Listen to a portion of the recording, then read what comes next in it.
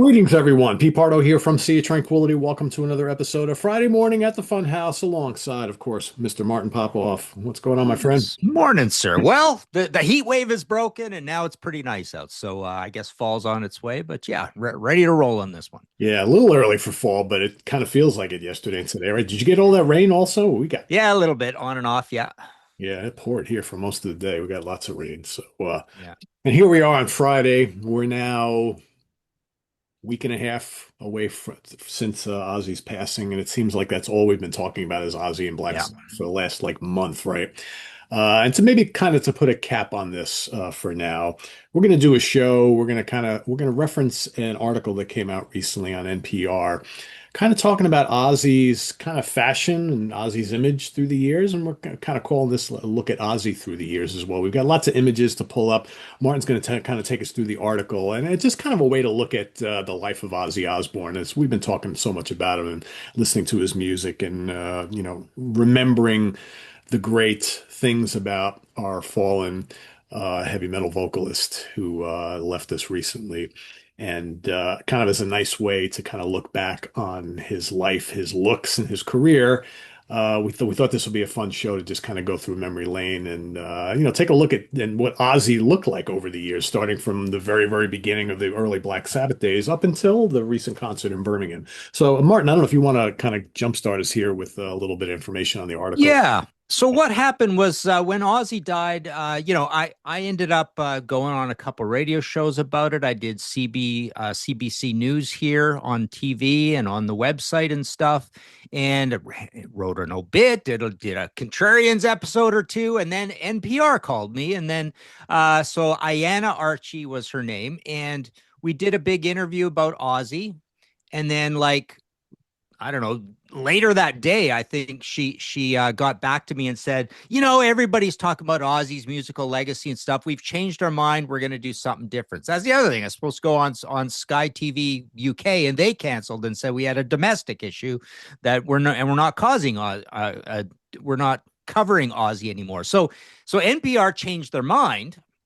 And Ayanna came back to me and said, we've got this new idea. We want to talk about Ozzy's fashion through the years. So I did this, a half-hour interview with her or whatever. So I'm quoted in this article, but as usual, when it's an article versus something video, like they just pick out a few little things you said. And I don't even know if they're the most articulate things I said, but I thought it was a really interesting way of looking at Ozzy's legacy. And, I just started spouting all these things I never really thought of before, right? So I thought it'd be a cool idea to go through the article, and hopefully that spurs us on, and we will fill in the blanks that aren't here because she's using like 2% of what I said and nothing of what you said yet. So Right. so we both get to talk a little bit about Ozzy through the years. So why don't I start off, and everybody can go read this article. It is on npr.org. It's called Ozzy Osbourne influenced many aspects of pop culture, especially fashion. Now, I don't know how this is going to work chronologically, or it's probably not, but well, it's good. It's good a little bit. So I'll stop when we move on past. Yeah, it's actually fairly chronological. So it says rock and roll legend of Black Sabbath frontman Ozzy Osbourne died earlier this week at age 76. He was an enigmatic figure known for many things, being a forefather of heavy metal, biting the head off a bat on stage, and dramatically screaming his wife's name Sharon on the small screen. It's kind of neat line. But he also had an unmistakable look, tiny round sunglasses, dark shoulder length hair, a cane coat, and a cross pendant necklace. And much like with music and television, he dug a stake into the world of fashion over many years. Ozzy's first half of fashion, subheadline in 1968, Osbourne, along with Tony Iommi, Geezer Butler, Bill Ward, formed a blues band, Earth Blues Company. I don't know if that's right. Rock in the 1970s still had strong elements of the genres, beginnings in funk, blues, and soul, apparent in the works of musicians such as Jimi Hendrix and Stooges and Cream, said Martin Popoff, a heavy metal historian. Butler suggested the band start making music that sounded like horror flicks, and Black Sabbath was born in 1970, according to the band's website, but band's aesthetics were still characterized by the hippie and flower power look of that decade: handlebar mustaches, bell bottoms, deep V-cut shirts, and fringe. And then there's a picture of Ozzy with the big white fringe hanging down, right? I'll just go a little more further. In their fashion sense on their album covers, they were just kind of like a general looking sort of band, kind of like everybody was, Popoff said. But even when following trends, Osbourne managed to stand out. For example, his platform boots were sparkly, which he would later call one of his fashion faux pas. He was often shirtless on stage. Brian Raleigh, a music journalist, points to the cover of Black Sabbath's 1975 album Sabotage, in which Osbourne's bandmates have on jackets and trousers. Then all the way to the right is Osbourne. Ozzy has this big ornate robe on with this crazy pattern that looks like an antique rug or something, in quotes. So I guess this is this other guy they talked to. Um, Popoff said, what Ozzy established in the 70s is this idea that Ozzy is so cool and such a central point of this big band, Black Sabbath, that whatever he chooses as a fashion statement on stage essentially becomes cool. So that was one point I kind of wanted to make. I'll stop there. Was that Ozzy did not lead anybody into fashion. He didn't cause any fashion trends, but what he put on, he just looked cool in it. He did. And it became unmistakably Ozzy, and it was fairly characteristic of just him. The fringe jacket, the crosses that his dad made. He'd often be shirtless, of course, as well, and just pants and be running around clapping and stuff. So I guess I'll stop there. Ozzy, that we just saw a bunch of different things he put on. Actually, I'll add one more point, that it was generally late period post hippies fashion that he was wearing, as was everybody. So that mixed in a little bit of, I remember that awesome cover shoot of the Red Circus magazine. I think it was 1975, where he's wearing the brown country western fringe jacket. He looked so cool in that. There you go. That one. That's the shoot right there. So yeah, I don't know. Anything you want to add? And you've got with your gallery about Ozzy in. Yeah, so I've got tons of images from each decade, and what's really interesting too is like, and I didn't put a lot of band pictures, but one of the things I noticed is that in all the photo shoots, all the live stuff, you ever notice how Ozzy looks completely different, is dressed completely different than the rest of the band? Yeah. Got a very unique style. I mean, so like for Yeah. instance, and you mentioned it before, so here he Yeah. is with the white fringe shirt that he wore quite a bit. Yeah. In many cases, nobody else in the band was wearing white, right? He just kind of like stuck out like a Mhm. beacon there. Yeah. And yeah, he always had his own thing. And here Yeah. he's got the beard. Remember we had Right. what was that, 1975? Yeah, I think we're moving into the early Randy years there, I think. Possibly. I mean, maybe on and off at various times. But here's, with the white Yeah. again. So here, I Oh bought, yeah, that's a great one. I think we have some Rich Galbraith, a buddy of mine, did some shots of that one. yeah. So I Or think maybe even here's the beginning of the Blizzard of Oz era. So maybe we should stop yeah. there. But, And that's red. I think that thing is red that he's wearing with I white. believe so. Yeah, I Yeah. believe so. Yeah, pretty But I cool. think, for most people, I mean, that's kind of like the iconic look. But Yeah. what's really interesting is the early stuff, right? If you go back to the really early 70s where the hair is a little bit shorter, he's wearing Yeah. leather a lot. It's kind of like the greasy look, right? And if Yeah. I remember correctly, Tony had the shorter hair with the big Yeah. mustache, and they were all wearing leather at that point in time. And then kind of like Ozzy like branched off and started doing his own thing. Yeah. Really kind of cool. But yeah, but he didn't look like anybody else. Um, he just kind of forged his own path, and it's not like, because some of these other bands you have everybody having similar style. That was really never the case in Sabbath, specifically for Yeah. him. Yeah, Yeah, and I guess the point is that he dared to wear, the thing with the fringe. It's like that's something people would make fun of, but soon as Ozzy wore it, they didn't make fun of it it was anymore cool, because right? it's just Yeah. so cool, right? And yeah, and I remember there's some early shots where he looks almost like kind of like a vagabond thing, but it's a little bit like that. But he had an earlier version of that look when you look at the very early pictures from the Earth or Polka Tuck Blues days or whatever, right? And there's that picture that's going around again of him performing in an earlier band's in that bar, right? In that almost like a restaurant, Right. um, where he looked just kind of like kind of like a destitute hippie kind of thing, right? And that's the thing throughout this whole era. We always make the point.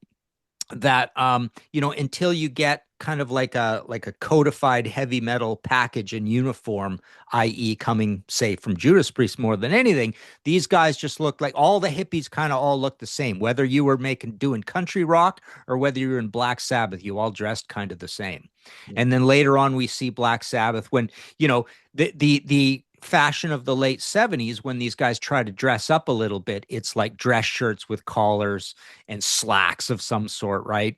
Tony goes through that period where he shaves off, like he's got no mustache and or beard or anything, right? And so yeah, Geezer's always considered a bit of a fashion plate in the band. People would in the band would I think rib him a little bit about just being too fashion conscious, but he looked fairly flashy. But yeah, Oz just always pulled off what he had, looked great. Everybody thinks it's iconic, looks cool, and nobody ever copied him. No, That's kind of the thing. So that's the crazy thing, right? Yeah. yeah, yeah. Okay, speaking of crazy thing, let's move on to the Aussie years. Let's see what it says here. I'll just move on. As the themes in his music got darker, so did his clothes. There was also a bigger emphasis on fashion among musicians with the launch of MTV in 1981. Popoff said, Osbourne began experimenting with his hair in the early part of the decade, including perming it and shaving it off. Around the release of his fourth solo album, The Ultimate Sin in 1986, Osbourne's style began brightening up a bit, drawing ire from audiences. He went blonde, began toying with makeup, and wore lots of sequins. He goes full on Liberace, dressing like a Christmas tree, hair metal for a little while, Popoff said. And this is the stage where people accuse him of looking like comedian Phyllis Diller or somebody's grandmother or aunt. By the late 80s and 90s, Osbourne joined his rock band peers in adopting parts of the grunge look. So I'll stop there. So yeah, again, we've got the early years with Randy where he looks totally cool. And yeah, that the hair, it's sometimes it's short. He goes to that one time, he shaves it all off.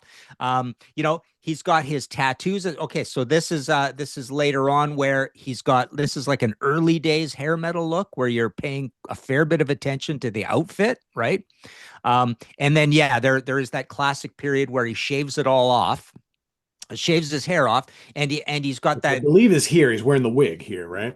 Oh, is it a wig? Okay, right. Yeah. I've never I forgot he ever This is wore one. right around Never Say Die time. So I know he had shaved it off, but he reportedly was wearing a wig because if you look at some other photos here, this I believe is when the hair started growing. Well, okay, so to clarify, remember he shaved it off when he was doing Speak of the Devil, Yeah. right? And he played the Roseland, right? So that was Or did I I'm say not Never Say sure. Die? I meant Speak of the Yeah, Devil. Well, I'm yeah. sorry. So he shaves it off and he gains a little weight. He's wearing those red pants, and then part of his fashion, and this is what I told Diana as well, like his tattoos look really authentic. They look like they came by in an authentic way, and they almost look like prison tattoos, right? So he's not covered in classy, well put together tattoos. They're just kind of scary and creepy looking, right? Yeah. He's got the Ozzy on the hands and stuff, and so yeah, there's that crazy looking dragon thing he's got in a weird place, right? Um, so yeah, a little bit of eyeliner, and you showed some other pictures there where it's fascinating. You can see the birth of the hair metal look, and it just Yeah. picking up. See the rest of the band, they're all dressed by like a consultant, right? I mean, at this point, MTV people are getting in their wardrobe consultants, so all those guys look like basically it could be what's his name, Ray Brown, who did Judas Priest on Turbo. I mean, those are basically Turbo costumes, except for the colors on Rudy, Randy, and Tommy. Wow, so that's is that On Randy there? Don So Airy there. Yeah. Yeah. yeah, so this is really early. So that's crazy because if Randy dies in 81, I think it is, right? Um, that's really early to have a hair metal look. That's almost like being visionary about a hair metal look there. That's a little crazy to see something like that. I So, know, right? anyways, any thoughts? I mean, yeah, this is an interesting period. And it's like, if we go forward to the first tour with Motley Crue, so this is what, Yeah. 83, right? Was that the Bark of the Oh, Moon? I thought the Motley thing 84? was Ultimate Sin with Motley supporting. Maybe. Yeah, I Or saw them was on that Bark of the Moon. Metallica already supporting? I'm not sure. Yeah, But okay. Bark of the Yeah. Moon was definitely with Motley because I Okay. saw him All with right. Wasted as well. But you could see here, he's already sporting the hair metal look, like in a big way. And I Yeah. think you mentioned the whole blonde stuff. So here we Yeah. go. It says we're, moving forward.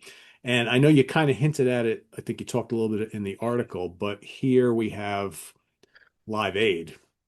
Okay. Yeah. What is up with that outfit, right? But Yeah. here he's in total like hair metal mode. And here now we see Tony, who's got the black leather with the fringes and everything like that, which is kind of taken a little bit out of the Ozzy book from the 70s. Interesting. Yeah. Yeah. Yeah. Yeah, so definitely right around Ultimate Sin is where he goes full hair metal, where he looks, yeah, he looks essentially like Kiss. I mean, the band, everybody looks kind of, he's got the hair teased up and with the blonde highlights, and this is where the Phyllis Diller years, right? Yeah. Hold on, I got one Where for you here, which is coming right up, yeah, which totally. there's Striper. Yeah. Oh, that's hilarious. Wow. I don't think I've ever seen that picture. So that's a little striper as well. Yeah. And, the other interesting thing is Ronnie James Dio looked exactly like this at this time too, Yes. right? He Yes. wore the same sort of unitard things with the, the one pieces there with a lot of shiny stuff off I of mean, they them. were all doing it. It's not like Ozzy was doing anything different from anybody else. But I Yeah. think we tend to forget about this period, right, where he Yeah. totally went for that look. Um, Yeah. Well, I but just learned something because it sounds like, yeah, I mean, you look at all those pictures and it sounds like he was into it even when Randy was still alive. So he was on his way into it at that point. And I remember making this point with Diana as is like his manager is Sharon Osbourne, who's a really like, meticulous hands-on manager and a woman, so she's going to think about the fashion thing a little more. So I'm sure it was always in mind to do something very deliberate with Ozzy all along. And so they got into the hair metal look early sort of thing. And then, as I mentioned on here, I don't think I quite said I think she got this wrong here. I mean, I don't think he adopted any part of the grunge look.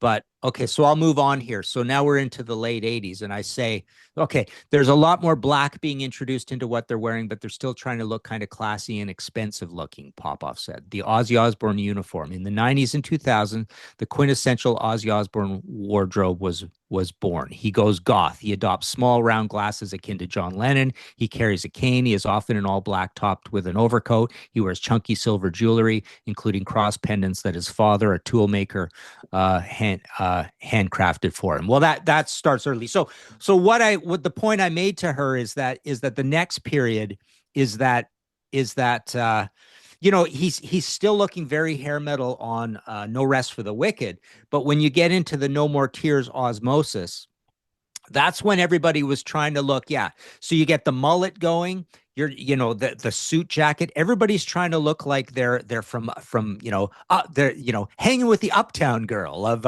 Billy Joel, right? They're like Manhattan look. Everybody's trying to look expensive, classy, businesslike, right? So you think of No More Tears, and the hair is tame, but it is in this sort of mullet look. But it's the suit jackets where you can almost picture the shoulder pads in them, maybe yeah. that kind of look, right? So it's no longer hair metal. It's toned down. It's a lot of black. Um, and she alludes to the grunge thing here. Ozzy never tried the grunge thing. It's interesting. We do see that on Megadeth. We see that a little bit on Metallica. We see that. Who was I just thinking? Oh yeah, Rob Halford when he goes off to be part of Fight. Yep. Right. Yeah. So there's Oz looking. It's just a toned down thing, and just I trying kind to of look like him. I intellectual. like him with the little small glasses and the straighter hair, to be honest with you. This Yeah. is a look I think that really worked for him, that early mid 90s look. Yeah. And okay, so I'll move on here because as she mentions here, I think what happens is, well, I'll just read the rest of it and we'll discuss. But I mean, he essentially kind of settles into a goth look for one reason or another, and we'll discuss. But let me see here. Yeah, okay. He stuck with that look more or less until his death. Popoff and Rowley said they aren't completely sure why the style settled there, but they have their theories. That's really when Ozzy developed that sound and image that were no longer tied to a specific moment, Raleigh said. Interesting. It was like this is the Ozzy that people will think of all the time. In 2002, the Osbournes premiered on MTV, showcasing the ups and downs of Osbourne, his wife Sharon, and the two of their children, Kelly and Jack. It won an Emmy for Best Reality Program in its first year, and at its peak, drew in almost 7 million viewers, according to Billboard. Maybe his staple look had something to do with the Osbourne show when you're thinking branding in a big way, Popoff said. And there's a picture of him on stage. Oh yeah, this is the Commonwealth Games thing where he's looking like he's wearing almost like a elegant dress almost, right? Big, fancy, expensive jacket, right?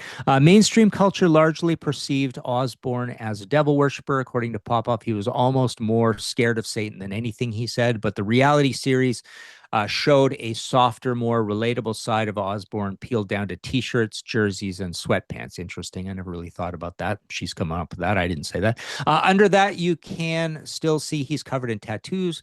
Raleigh said he's still got the crazy hair with any number of extensions or dreads or dyed bits in it. And it's like, yeah, you can dress that down as much as you want, but it's still Ozzy Osbourne below there. So that's the whole article. So to summarize, and then I'll turn it over to you, but I think he settled on this goth look, and I even sort of denigrated it as I was talking to her, saying it's the hot topic look almost, right? It's like go into a hot topic, buy a bunch of cheap stuff that all buy the rings, get the cane, get the jacket, put the eyeliner on, get a hat, and you've got goth Ozzy, right? Kind of thing. So I don't know, but it is interesting how he settles into this, probably over 25 years ago, and never Yeah. really changes, right? No, I think to me, I was just kind of came to me while you were talking. It's like I think that Ozzy kind of settled into this kind of Prince of Darkness type of persona Okay. that's always mentioned, and that was Yeah. his look for the last 2 decades. And he just Hmm. kind of, this is who I am. I'm Ozzy, the Prince of Darkness. That's my look. Let's not change it at all. Because Yeah. you're absolutely right. Because a lot of these pictures here, and I'm going through like 20 years worth of images, he really hasn't changed all that much. All right, hold on. My Prezi just stopped working.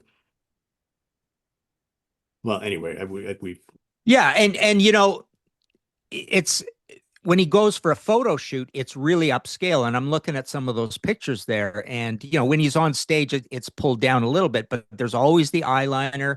There's always a lot of pictures of him with all those rings on and stuff and things yep. sticking out and the frilly, you know, um, doing some work on a hair metal project right now. And, in late hair metal, they went through this phase. First, everything got a little more black leather and black velvet and all that sort of stuff instead of the neon pinks and greens and everything, right? But there was also, you think of a band like Britney Fox, a few other bands did this where they went back to the Edwardian and Victorian, crushed velvet jacket look of Deep Purple Mark One and Yeah. Cream, right? When you think of that. Yep. And so there's a bit of that in Aussie as well, where, I sometimes joke and call power metal frilly sleeves metal, right?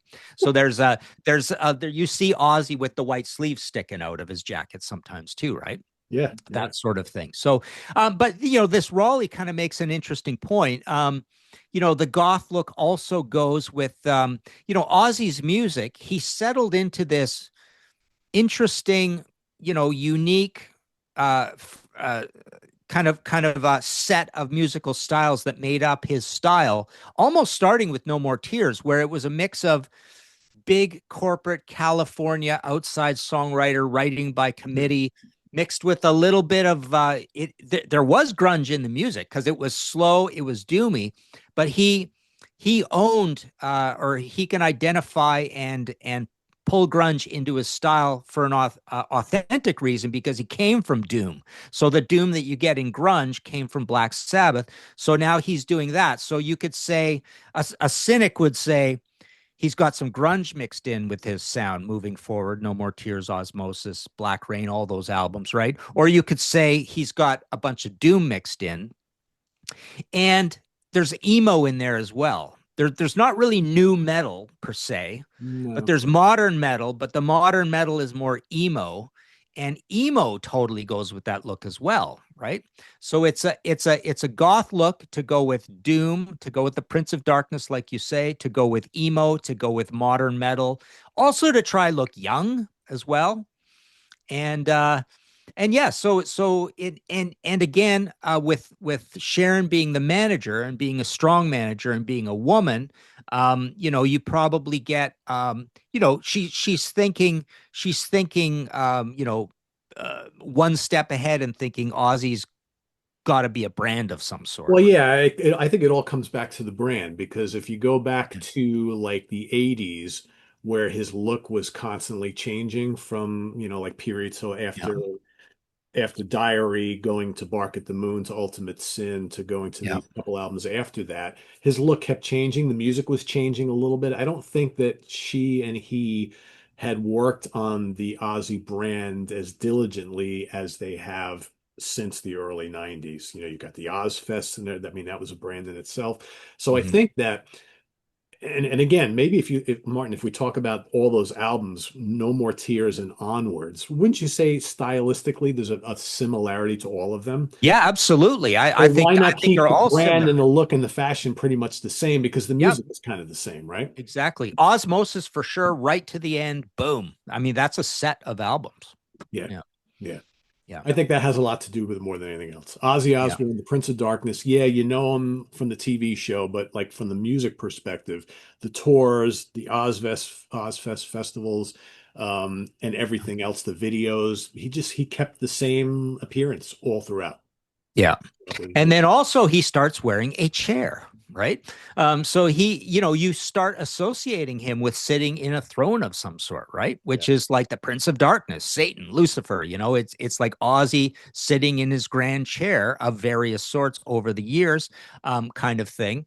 And it's obviously full on goth, just like he is. It's an absolutely perfect goth chair that you could sell in Hot Topic, kind of thing, right? That you can imagine, right?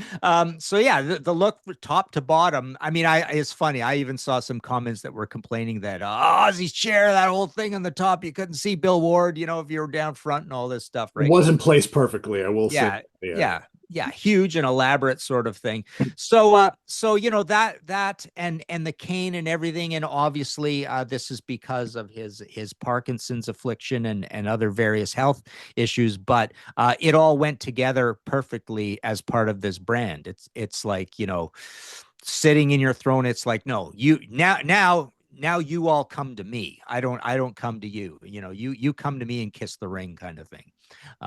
Kneel down and take a picture with me and stuff like that, right? So that also kind of became part of it. And then just to go back to the 80s again, um, you know, the fashion was changing the whole time, but again, you definitely see a clear choice by Sharon to say, this hair metal thing is hot. I want Ozzy involved in it, kind of thing. And musically speaking, that kind of, to my mind, only lasted for one album and barely even that, The Ultimate Sin, because Bark at the Moon, I feel, was not really a hair metal album Right. in any way. And I've always had a soft spot for, more than anybody, No Rest for the Wicked. I don't particularly think that's a hair metal album. But again, there he is on the chair. He's on there that early on, right? With That's the right. Phyllis Diller look. So there's Yeah. a combination, chair, Phyllis Diller look, kind of thing, right? So yeah, and then, I almost think No More Tears might even be the most hair metal album of all of them, because that one is the outside writers, the power ballads, the big corporate The production. videos, the whole 9 yards, Yeah. it's all about the image there. Yeah. And the weird thing there that doesn't make any sense is the main outside writer is Lemmy. It's not Diane Warren. It's not Jim Valance, right? So that's kind of a funny thing about it. And it's almost like Lemmy almost proved on that album that he could write in a hair metal, You wanted to. commercial vein. And he always used to joke he made more money off of that than anything he ever did in Motorhead, kind of thing, right? That's crazy when you think about it, right? Yeah, yeah. So, so yeah, I thought this was an interesting thing that Ayana came up with, an interesting idea, just to do something different, because you didn't see too many people doing anything different. And then I just had a blast talking to her about it because I never really thought about Ozzy's fashion before. So, No, that's why when you proposed this idea, I was like, that's kind of cool because I feel like over the last, week and a half, and this will continue on Monday on the Hudson Valley Squares, we'll probably kind of put a rest to all the Ozzy discussion on the channel for a Hmm. while. But it seems like we've been talking so much about the albums and about the music and the tours and the bands and all this sort of thing. And this is an aspect that's kind of fascinating because it kind of goes outside of that, but the fashion sense, in a way, like we've just pointed out, is very much tied to the music that was happening within either the band or with Ozzy in particular. So it kind Yeah. of falls in line there. It's just a different aspect of talking about his career. Yeah. And and I almost find that early 90s period the most interesting because I always think of Don Henley when I think of the early 90s, right? Kind of thing. It's almost like everybody's trying to look, yeah, they're trying to look like they're sitting in a business meeting selling their catalog or something kind of thing, right? So and Rush, you think of what they looked like back then. Alex had the suits on and Geddy had the the hair tied back and everything, right? I think there's Ozzy pictures with him tying his hair back, if I'm not Oh yeah, mistaken. yeah. But so yeah, so that's interesting. So I think he's in the 70s. He's like leading fashion, but not even really thinking about it. He's just like putting on whatever. It could be crazy. It might be regular. He's not thinking about it much, and he's just coming off as cool because there's no pretense about it. In the 80s, it looks like people are dressing him for the hair metal years. And in the 90s, it's like he's searching and he's like the elder statesman. He's now a classic rocker. He's trying to look a little more, like I say, intellectual. And then, I think with this goth look and everything, it totally became Ozzy. But I think it's interesting to think of when that all came together in a big way, where you started seeing a lot of that on all the emo goth type new metal bands, because Ozzy probably was doing it even before them. So I don't know if they were copying, if some of the direction comes from Ozzy for that or not, but or if Ozzy's a follower, or if it's coming up right about the same Well, I time. mean, we could probably find out like Mhm. pretty closely to the start of when he began doing all that. Hmm. My guess it's either the very late 90s or the early 2000s for where it was consistent throughout the rest of the time. And Right. you have Yeah. to tie that into Ozfest, right? You have to tie that Hmm. all together. And you had all these Good bands point. Yeah. appearing on Ozfest, and all of a sudden that became the look. That became like, like I mentioned before, his Prince of Darkness look, but more importantly, the gothic metal godfather, right? That's Ozzy. Yeah. Yeah. And it's good that he never went, garish and totally horror looking. Like he never copied Marilyn Manson, for example. Never looked like that. Um, you know, Slipknot, all the Cold Chamber. So he never he I guess he always, even through the goth thing, he looked like the goth grandfather or Yeah, goth father, right? It's yeah, like he's dressed up expensively in his yeah. goth look, sort of thing. Like heavy metal royalty, right? Yeah, It's like, exactly. Yeah. and quite frankly, you think of Ozzy, you think of that look. That's why sometimes, as we were going through this and going through all these images, it's almost like you forget that Ozzy looked like that in certain parts of his life, because I think we only now know him as the way he's looked for the last couple decades. Yeah. And unfortunately, I don't like that look too much because it does, and I think I said this to Ayana as well, is it chafes with the image we have when we speak positively of Ozzy as being salt of the earth, never forgot where he came from, lower than working class roots kind of thing. And we know he's just completely honest and engaging with you, and puts you at ease when you talk to him. And he has an album called Ordinary Man. He has an album called Ordinary Man, but he's dressing very expensively and gothically and not very ordinary. I mean, this is not how the clothes you put on to go shopping, right? No. Kind of thing, right? So it kind of went against that part of it. It almost unfortunately reminded you that he's really well off and living in LA.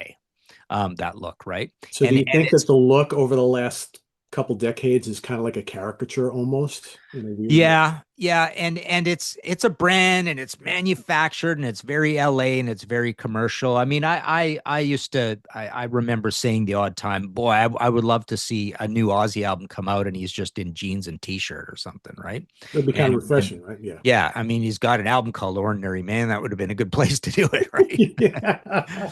But instead, yeah, I think of Black Rain. He's got the jacket on, everything all in black, right? And yeah, he's just always looking. You think of those last videos he did, full on Mr. Mr. Senior Goth look sort of Yeah. thing. So So so wouldn't yeah, it have been cool, like for instance, and I didn't put this image up here for that reason, but so here we have from the final concert, right? Wouldn't it have been kind of cool that he was dressed kind of like he was singing Blue Suede Shoes up on a stage in Germany yeah, back in 1969 or 1970, right? exactly. Get Yeah, that look yeah, all over again, right? Because yeah, that's the common man, Ozzy Osbourne. yeah. What is your favorite look of his? I mean, I guess I'm a traditionalist. I like the white with the frills from Oh like the yeah. mid late 70s. Yeah, I kind of dig that. That's kind of my favorite. Yeah. I love that era too, but there's something about seeing him on stage with Randy and just they look like they got hope for this new band and they know it's good music and he's gained a little weight because he's Beefier, drinking yeah. too much, Yeah. right? And his face is filled out a little, and his hair looks good, right? It's kind of got that bob look going, Yep. Yeah. and what he was wearing all looked cool at that time as well. So there's just something really magical about that 1980-81 period with him. That's pretty cool. And that period also didn't look too expensive. Like you remember he would get like the Yeah, blue shirt with the frills. It looked like that someone put it together for him and yeah, he'd take it off a couple songs into the show anyway. And he had the yeah. pants and but yeah, there was something kind of like DIY about that whole period before he really started making the big bucks that I think had a certain charm to it, I think. Yeah, you're right. It was a gang. It was those guys and Sharon against the world sort of thing, right?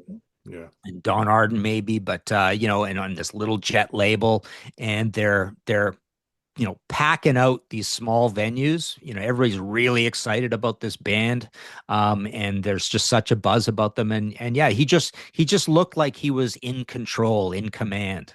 And so whatever he was wearing there, it's like, yeah, no, you look cool because it's you in those clothes, sort Yeah. of. So Yeah. yeah, They just let the music carry them basically. It's like yeah, the image wasn't really an aspect of it at that point yet, but yeah, that came very, very quickly. I mean, I guess yeah. once you have that bit of success, right? Because by the time Bark at the Moon came around, all of a sudden Ozzy's selling, mega albums, and that's when it all changed, really, I think. Yeah, yeah. So there you go. So yeah, this article is it's a little frustrating. It always is frustrating when you're interviewed for something and then they pull out a few quotes and put it in there because it's when you're talking to someone it's just conversational and then when you see it in print it's like, oh, shouldn't it sound a little more formal than that? It's not the Right. full conversation anymore. Yeah, exactly. And they're pulling little bits out, and they may be the bits that you don't even feel were very strong points or whatever, right? Yeah, And they thought they were for whatever reason. But yeah, I thought it was a good article, and it was good honor to come up with something cool like that. So there yeah, you go. that's cool. That's cool. All right, so I told Martin I would give him some time to talk about something in relating to his books and things like that because I think it's a very serious issue, and I think I think you could use a medium here to discuss it so people understand why Yeah. and everything like that. So Martin, I'll just turn it over to you. Yeah, I don't want to spend too much time on. I mean, who cares about my problems, sort of things. But yeah, this whole de minimis thing got suspended by Trump. First, it was with China, and then it was. I looked in the big beautiful bill, and it's going to be suspended for everybody 2 years from now. And then all of a sudden, yesterday or 2 days ago, it got suspended by the end of August. And there's even some weird stuff happening in a week from now. And there's stuff going on all day, every day with Canada. But this is not even really all about Canada. I think it's going to be a big issue for anybody doing any mail order because I remember, Pete, I was looking on Facebook and I noticed everybody started complaining about, oh, I can't buy CDs from Germany anymore. I'm going to have customs and all this, right? So the bottom line is I'm pretty much being pushed out of the mail order of my own books business, and that is like about half my income, because what's going to happen is there's going to be like my mailing house, the postage rates are going to go up. There might be duty, there might not be, but there might be delays and packages and there's more paperwork and all this stuff. So, long and short of it is, I've been going on Facebook and saying 2 for 1 deal, 3 for 1 deal. I'm just trying to get rid of a whole bunch of stock. I'm not going to be reprinting things. Once things run out, I'm not going to be putting pricing up again. So these books are just going to dribble away, sort of thing. But yeah, it doesn't matter right now if they're made in India, Malaysia, China, UK, Canada. I think that takes care of everywhere a lot of these books are done. But yeah, long and short of it, just contact me by Facebook or hit me up by email or whatever. At martinp@inforamp.net, and I'll swing some deal. I think the latest thing I just put up is buy the first Imaginos book. I'll give you the second one, which is even more expensive, for free. But same thing. I mean, it's like if you want the first Sabbath book, I'm going to give you the second one for free. Just hit the PayPal button, order the first book. I'll send both. Same with the 2 UFOs, same with the 2 Alice Coopers, same with the 2 Judas Priests. So everything's going to be kind of at least 2 for 1, just to try to get rid of all this stock. And then the big ones, the big visual things, I'll do a 3 for 1 of some sort. Right now, I'm just saying I'll throw in a mystery book, 2 mystery books with like the heap and the yes, and I'm going to put up probably the Judas Priest visual biography as well. And just yeah, I'm just gonna sign them, put them in, send them. No more postage. Just hit the button, hit the PayPal button, and I'll chuck in some extra stuff, sort of thing. So yeah, it's too bad because I really like signing books and sending them out and being a mail order person, but it looks like I'm not going to be doing that anymore. So. So you're gonna have to rely on distributors now and just do none of it yourself, basically. Well, yeah, things will be sold through Amazon. I will have with my new great U.S. publisher Schiffer. We've got an arrangement that we've been doing the Maidens for, where they will ship out from Pennsylvania to U.S. destinations, and I'm signing a book plate and mailing it to people separately. So that's going to happen with the Dio, the beautiful Dio. Where is that thing? I got to show you this thing. This is really cool. It's not out yet, but this is the brand new Dio book that's coming in about a month. Wow, So look at the this size of that. this Woo. big rockin', yeah, love the fresh colors and everything. Oh yeah, I like that. Big hardcover Dio book, full color throughout. So this is coming in about a month, and then there's the 700-page Deep Purple book coming by the end of the year. So both of these will be the same sort of thing. I will be able to sell these. And I'll be sending a signed book plate separately for them. So, Nice. but Okay. yeah, so that's it. So yeah, I'm just trying to have a big fire sale on all my books. Okay. Well, everybody, martinpopoff.com is where to go and take advantage and help Martin out here. And if there's any you've been kind of waiting to get, wait no longer. Now's the Yeah, time. So, well, I hope it all works out with everything because I know that's an unfortunate situation, but it's reality, you yeah. know. So, what's happening over the Contrarians? You guys got any interesting content going up? Oh, what did we do? Oh yeah, I put up a 50th anniversary of Sabotage. We've got a few more album battles that went up. We had a great one, just a great panel on what was it? Scorpions Blackout versus Accept Balls to the Wall. Just some really good concepts came up in that one, so that was good. And yeah, there's the audio podcast all the time as well. History in 5 songs. Okay, cool. So, what do we got coming up here this weekend? We've got the review crew tomorrow with Jamie Laszlo and a couple new panelists for the review crew. So, stay tuned for that for some new albums they're going to be talking about. Sunday, I am ranking the solo albums of Jerry Cantrell from Alice in Chains. That's coming up Sunday. And then Monday, the return of the Hudson Valley Squares, of course. And we're going to be kind of putting a wrap on all the Ozzy topics we've been doing of late. So, we're going to be talking about some of our favorite Ozzy, Black Sabbath songs, albums, concerts, all that sort of thing. So everybody will be participating, and we'll kind of do a last little show on Ozzy for a bit. So tune into that and everything else happening next week. Visit us on the web at www.seatranquility.org. We're on Facebook, YouTube, Instagram all the damn time. See you back I here. got to interrupt you for a second. Yeah, Mention my favorite Jerry Cantrell quote. I won't get this exact right, but on that first album, which I just love to death, because I Boggy went, Depot. went down to meet the Monkey Man. He's picking up his dope or whatever. He's like, I proceed to throw up all over my hand. I just thought that was hilarious. So that's on the first album. Those are great albums. Those are really They good. really are. Yeah, this it's funny because I do know some people who are big Alice in Chains fans who never listened to any of the Jerry Cantrell solo records. I'm like, well, really not all that different. So if you love Alice in Chains, you'll love these solo albums. You know, Yeah. maybe there's one that I don't love like the other three, but there's some really really good stuff on there. Yeah. Yeah. The latest one is great. Yeah. Yeah, Yeah. He's such a cool dude. yeah, Yeah. yeah. Great guitar player, really good singer. Yeah, he writes cool tunes and yeah, absolutely. So yeah, that'll be Sunday, folks. So stay tuned for that, and we'll see you back here in 2 weeks at the Fun House for Martin Popoff. I am Pete Pardo. Enjoy your weekend, everybody. See you soon. Take care.